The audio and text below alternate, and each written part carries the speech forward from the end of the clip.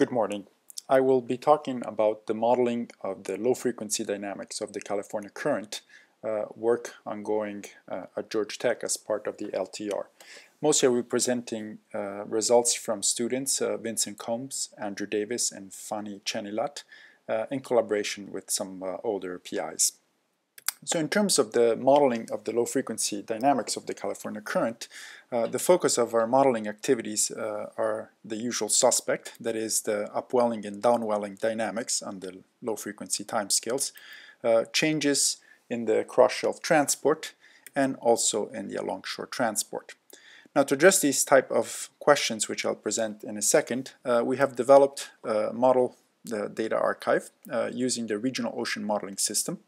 Typically, we've integrated the model from 1950 to 2010. The models are run at a resolution of both 10 and 20 kilometers with vertical resolution of 30 levels. Now, the type of forcing functions that we use are wind stresses from NCEP and QuickSCAT.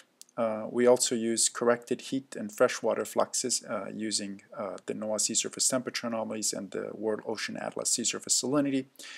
And since these are regional models, we also use boundary condition for the open ocean regions from a model hindcast called the OFIS. Now, these are all details that unfortunately I can't go too much in depth, but are provided on the papers and websites that I will be presenting shortly.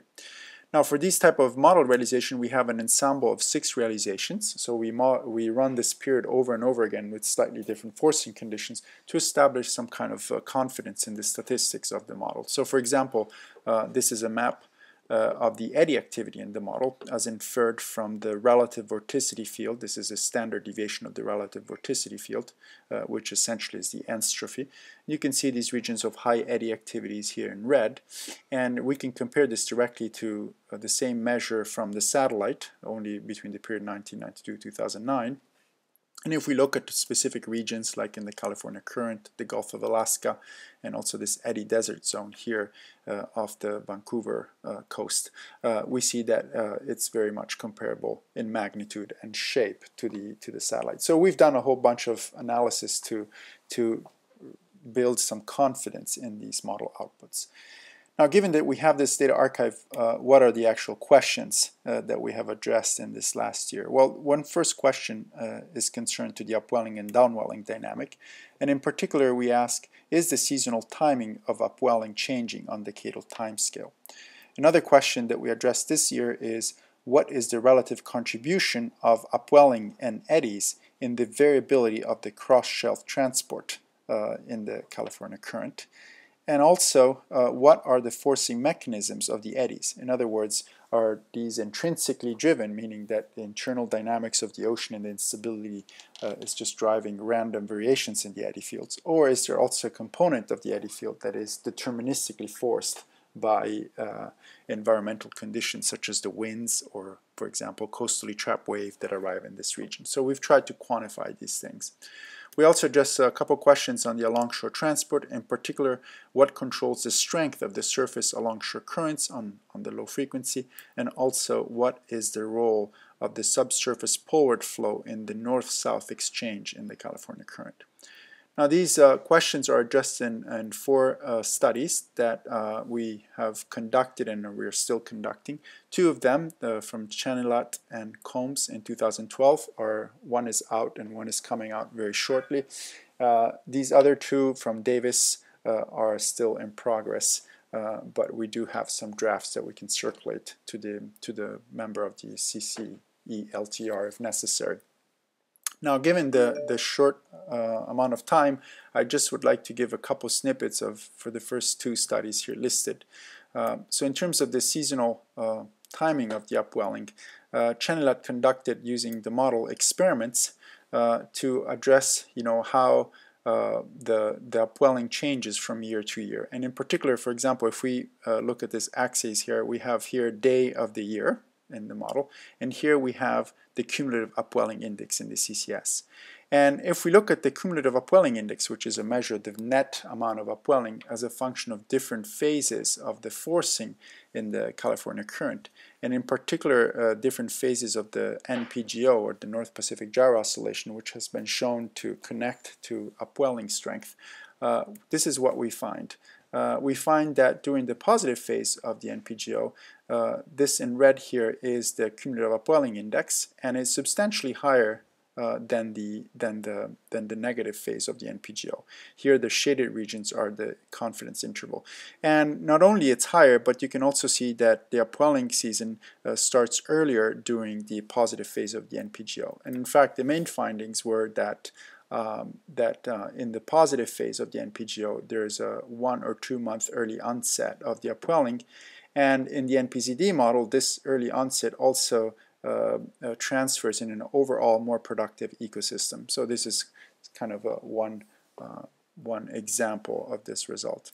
Now going back to the next study is, that is, what is the relative contribution of upwelling versus eddies in the variability of the cross-shelf transport by Combs et al. This study, in order to address these transport pathways dynamics, what Vincent has done is he has used a model ensemble and injected in the model a passive tracer, for example here at the coast, and then tracked the evolution of the passive tracer as a way to track the transport pathways of the water masses. And he has done these type of release experiments in a whole wide range of different locations. So this is an example of a tracer that is released at the surface and then kind of spreads offshore in this region here, and so this is the mean tracer concentration for this particular tracer. Now he's done this for the southern region, and also, for example, for the northern region. He's done it for the surface and the subsurface. But if we focus 1 second on the surface tracer, like in this case, then what we can do, for example, we can take a transect, say transect number 5 here, and then make a time series of how much of the tracer that is released at the surface here makes it into this transect. That is a direct measure, if you like, of the transport, cross-shelf transport of the water masses from the coast to the offshore region. In other words, we've labeled the water masses in the coastal ocean, and we measure it here in the offshore region. So these are the time series both for the southern transect and the northern transect, and you can see they have a whole bunch of different type of variability. One interesting thing is that if you correlate these two time series, although they share some correlation, they don't share a lot of correlation, indicating that there's some level of non-coherency in the transports, cross-shelf transport between the north and south, which may indicate that eddy activity is an important driver, given that the eddies may be more intrinsically driven in this region.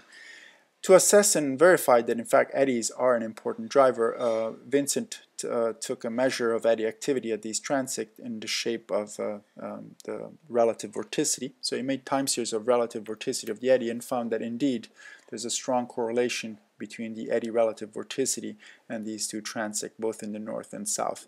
Now, of course, you can take other measures. You can take eddy counts, but eddy counts, for example, do correlate very strongly with eddy relative vorticity. So this is one example.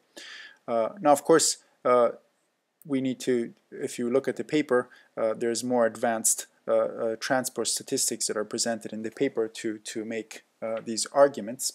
But in summary, what we found is that if we have tracers that are released, for example, at the surface and the subsurface here in blue and red, we find that eddies dominate the cross-shelf transport of these tracers. So in other words, if you look at these tracers, you want to know how much gets offshore. This is controlled basically by eddies as well as in the bottom, in the subsurface. Also, furthermore, these two transport are coherent with each other. In other words, the eddies extend deep in the water column, and so you have that eddies just transport this stuff. However, if we're interested at a subsurface tracer and we want to know how much of this subsurface tracer makes it up in the water column and then offshore, this type of pathway here is not controlled by eddy, but it's more strongly connected with changes in upwelling. So upwelling actually controls the offshore surface transport, meaning here at the surface, of subsurface nutrients. So there's this kind of dual regimes in which you can find yourself into an eddy regime where it controls, the actual lateral cross-shelf transport of the water masses. But if you also include a vertical dimension, for example, in the case of nutrients coming to the surface, then the system behaves slightly differently.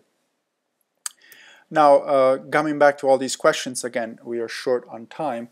If you would like to know more about these papers, we can give you some original drafts, and here are the references of these studies. The Chenelat paper is already in GRL. The Combs paper is in the final revisions in progress of oceanography, and these other two papers exist in form of draft that we are happy to share if somebody is interested and wants to contribute. Now, another important thing is that the modeling data archive, the ROMS model data archive, is also available on the web, so these 6 ensembles can be downloaded through an OpenDAP server, and these can be used for a whole bunch of other different studies. Thank you very much.